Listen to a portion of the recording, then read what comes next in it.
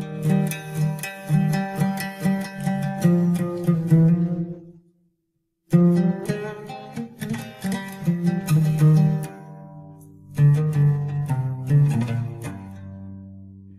afternoon, Sheikh Imran. Thank you very much for accepting this interview for La Pravda Concierge. My first question would please be, do you think that it is right to talk about Judeo-Christianism since Jesus came to revolutionize Judaism? Judeo-Christian links or ties have always been a part of Christian history from the time of Jesus, Nabi Isa alayhi salam, because the Christians accused the Jews and held them responsible for the crucifixion of Jesus. And there was eternal enmity and hatred and hostility towards the Jews on the part of the Christian world.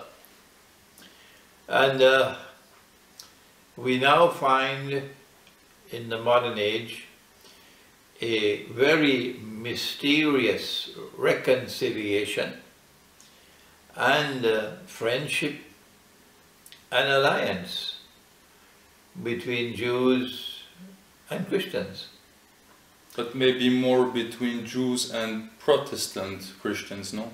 Rather than Catholics. Well, the alliance is most certainly not with all Christians, and most certainly not all Jews. No. There is a part of the Jewish world and a part of the Christian world which have come together in a mysterious friendship, reconciliation and an alliance, and the Vatican has played a strategically important role in furthering that reconciliation. And so today the world witnesses a Judeo-Christian alliance. And the bond between the two which have bonded them together is Zionism. So it is a Judeo-Christian Zionist alliance. But there are Christians who are not a part of that alliance. There are Roman Catholics, there are Protestants, there are Orthodox Christians who are not a part of that alliance. And there are Jews who are not a part of the alliance. From our perspective as Muslims, we make a distinction between Christians who are a part of that alliance and Christians who are not. And the Quran is very clear and very plain and very emphatic in prohibiting Muslims from maintaining friendly ties and becoming allies of such Christians and such Jews who themselves have forged that Judeo-Christian alliance. The Quran, on the other hand, has spoken about a Christian people who in the last age would be closest of all to Muslims in love and in affection.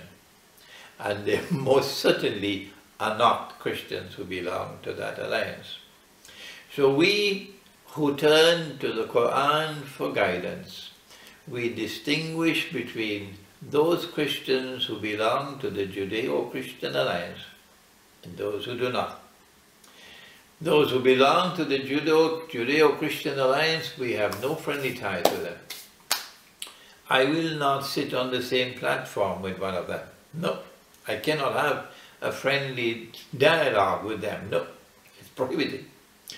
But we also recognize that there are other Christians who will be friendly towards us and with whom we can find common ground to build a Muslim-Christian alliance.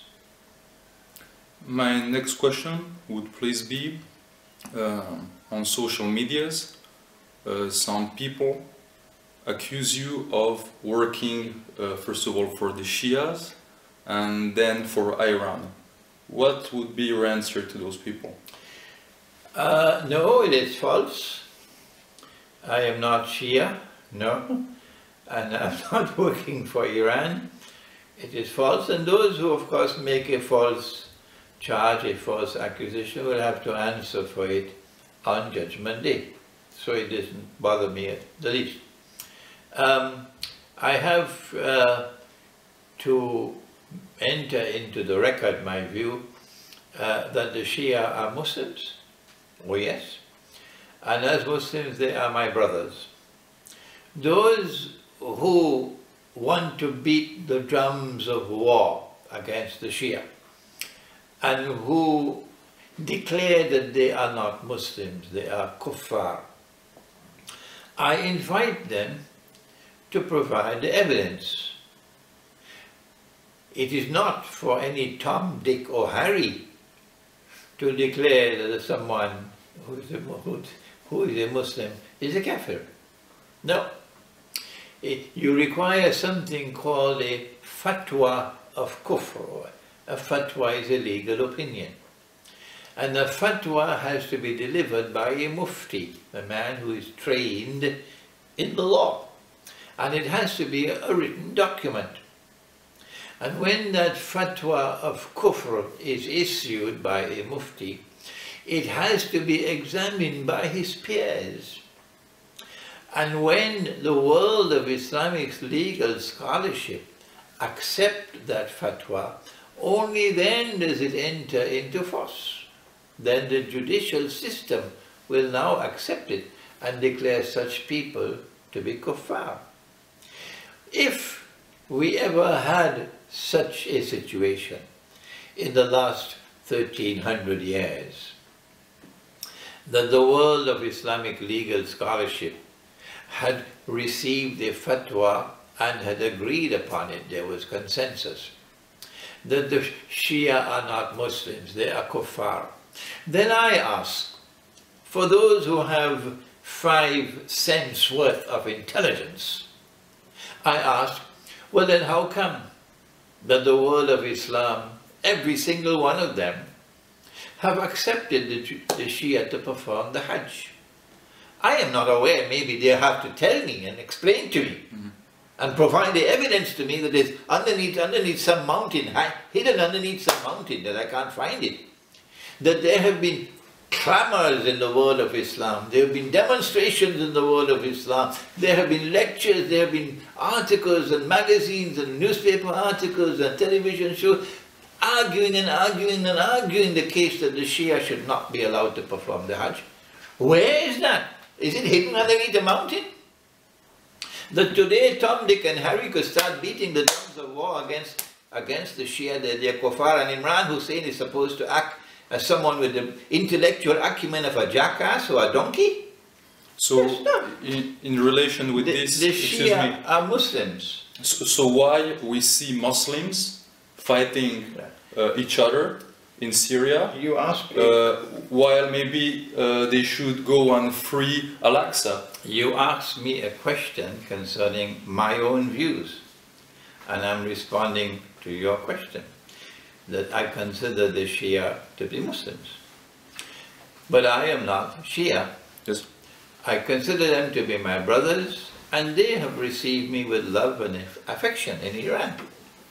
And I admire Iran for many things that there are in Iran, but there are other things that in Iran that I'm not happy about. You've had a revolution 35 years ago. It declares of itself that it is an Islamic revolution. So I ask then, if it is an Islamic revolution, and you have so many distinguished scholars of Islam in Iran, well, how come I can't find one? I cannot find even one distinguished scholar of Islam who points out to the monetary system being used, the riyal and the tuman. It's bogus, it's fraudulent, it's totally haram. How come? But Iran is still comfortable with this monetary system after 35 years, and there is no movement in Iran on the part of the scholars to return to dinar and dirham. Why? What's wrong with Iran? When will Iran wake up? Is this an Islamic revolution? I also asked the question, have you never studied the chart of the United Nations? Before you blame me as being an agent of Iran, have you ever studied the chart of the United Nations? The Security Council has been given in that charter supreme authority in the world, in all matters pertaining to international peace and security. So if the Security Council gives an order, you've got to obey it, whether that order is in conformity with Allah's law or in conflict with Allah's law. So Allah's law is no longer supreme, it's the Security Council. And Iran is a member of the United Nations. But nobody in Iran, no one from the top to the bottom, no one has ever questioned Iran's membership in the United Nations. And you accuse me of being an agent of Iran? Is that all the sense you have? No. Those who make this charge should pause for a moment and try to get some knowledge before they make such a charge against me. So, excuse me, I will ask you again, so how would you explain that Muslims are fighting each other instead of uniting? The division between the Sunni and the Shia. I'm sorry, talking precisely about the case of Syria. The division between the Shia and the Sunni dates back to early Islam. And my opinion, because I'm a scholar of eschatology, I believe that Dajjal, the false Messiah, is the mastermind in bringing about this sectarian divide. And he wants to use this sectarian divide in the last age to bring about Shia-Sunni civil war. The Shia-Sunni civil war is not restricted to Syria, not at all. Was there not Shia-Sunni civil war in Iraq? Yes, the Shia and the Sunni were fighting each other in Iraq. And there have been many people killed in Iraq in Shia-Sunni fighting. And not only in Iraq, in other parts of the world as well. In Yemen now, it is being portrayed as Shia-Sunni. So it's not just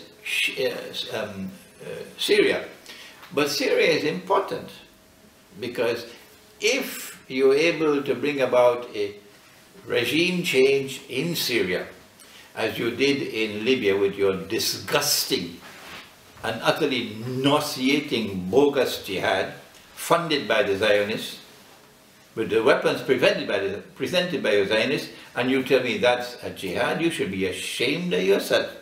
Libya is today a NATO state thanks to you.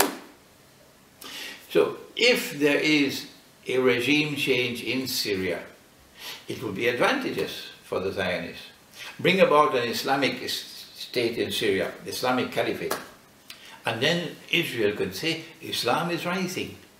Islam poses a threat to us. Blah, blah, blah. And we need to do something about it. So then Israel can launch a big war that's already pre-planned, and you have these what do you call them, sacrificial lambs there, because you bring about an Islamic regime in Egypt, an Islamic regime in Syria, an Islamic regime in Iraq, and all of this. So you can present this message that Islam is rising, and Islam presents a menace to Israel. That's why they are destabilizing Syria, and they will use whatever they can use, and the most ready weapon they can use is the Shia-Sunni divide. That's why there's an attempt for Shia-Sunni civil war in Syria. But they plan their plans and Allah plans His plans. You mentioned the Islamic State. The Islamic State justifies its barbarian activities by telling that you can find justification in the Quran and also in the Hadith. What do you think about that? Yes, yes. You can find justification in the Quran to eat pork. If you want to use that kind of scholarship, the Quran says you can eat pork. The Quran says you can drink whiskey. The Quran says you can go and you can fornicate with prostitutes. Everything you can do with a bogus methodology. That's what Islamic State is using. So the same legitimacy you have for an opinion that the Quran allows you to drink wine is the same kind of legitimacy you'll have for the the arguments that are coming from this so-called Islamic State and their bogus caliphate. No. They are an outfit planned by the Zionists, financed by Saudi Arabia, financed by Turkey, financed by NATO, armed by NATO, in order to be able to get them to fight the wars that the Zionists want fought. They're doing the Zionist wars for them. Thank you very much for your time. You're welcome. You're welcome. Okay.